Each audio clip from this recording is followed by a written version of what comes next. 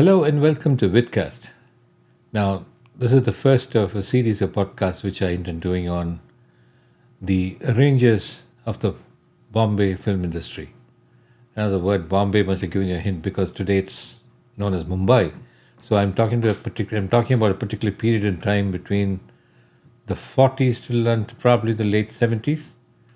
So the arrangers who existed at that time, the music directors that existed during that time, and the songs that came out during that period of time is what we're going to talk about.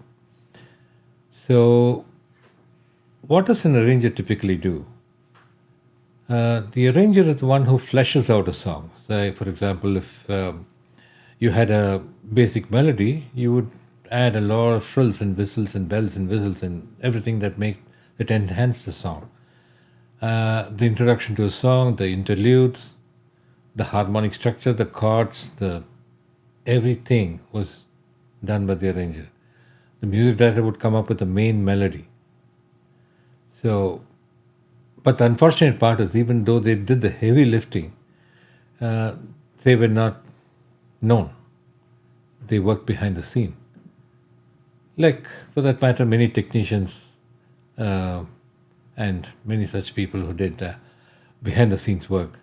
It's the normally the music director and the singer that would hog all the limelight, and the arrangers who did all the arrangements were which majorly contributed to the success of a song was not known.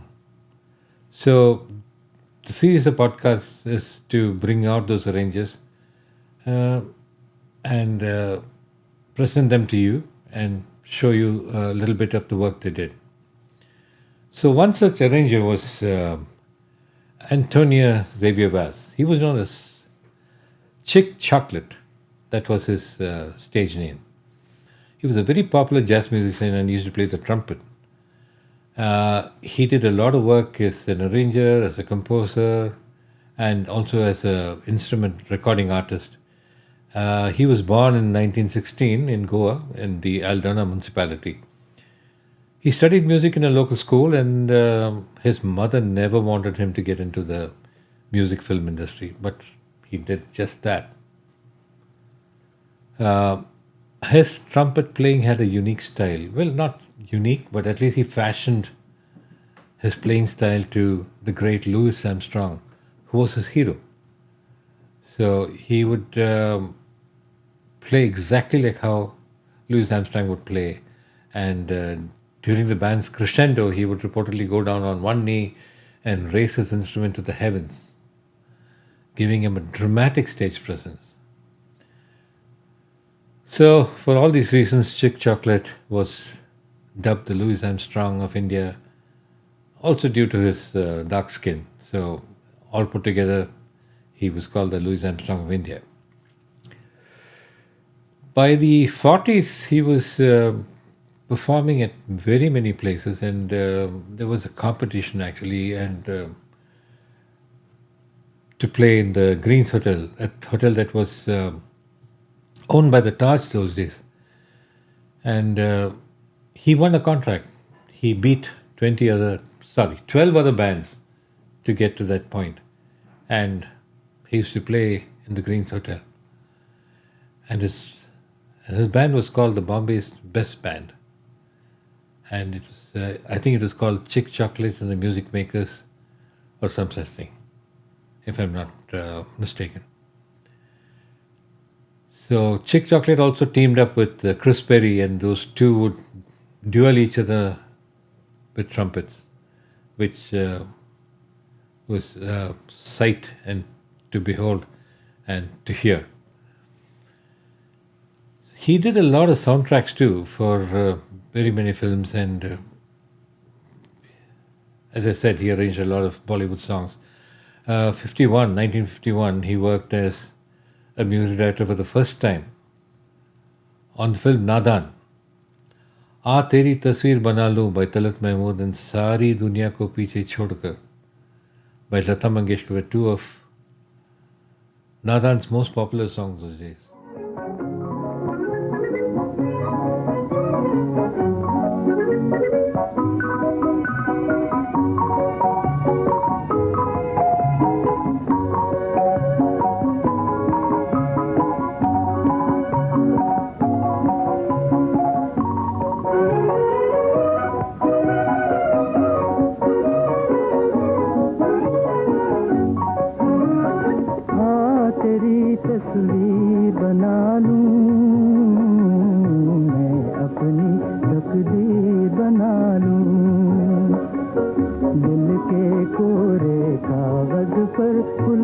किसी लकीर बना लूं तेरी तस्वीर बना लूं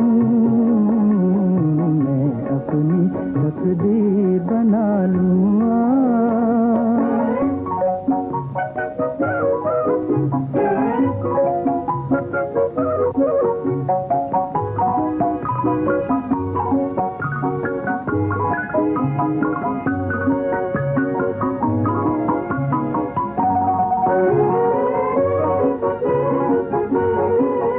बस इसी तरह तुम हंसती रहो शर्माती रहो बस हंसती रहो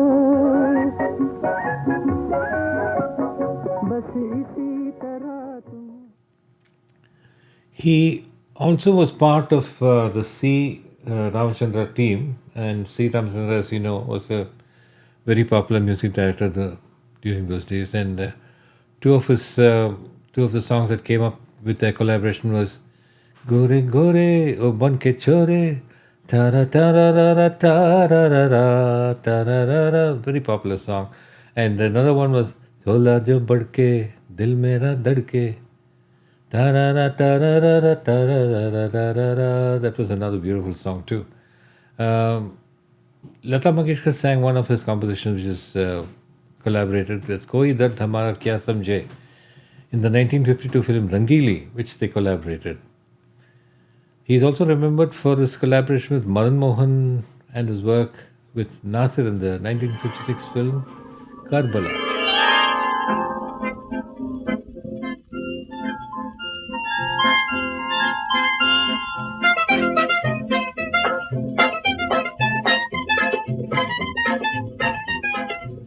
So in the movie Albela, he was featured in a song sequence. So he and his band were dressed in frilly Latin-inspired costumes, and he had a cameo appearance. Subsequently, all his live performances after that were with the same costumes he wore for the film.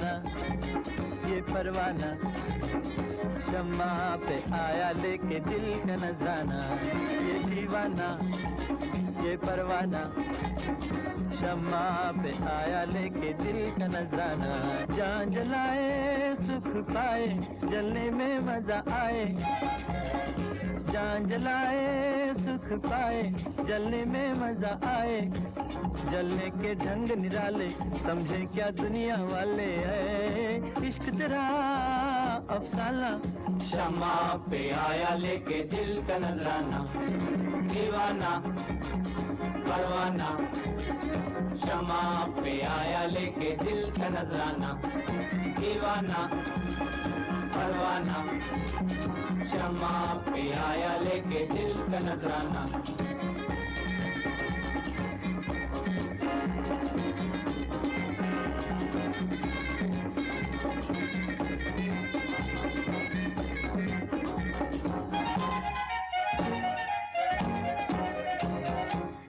Chic and his family, including his wife Martha and their children, lived in a Colaba apartment until he died in May 1967 at the age of 51. Chetan Anand's Aakhri Khat was released shortly thereafter. Several shots in the movie showed Chic Chocolate playing his trumpet from the bandstand. And this was during the blues song Rut Jawan.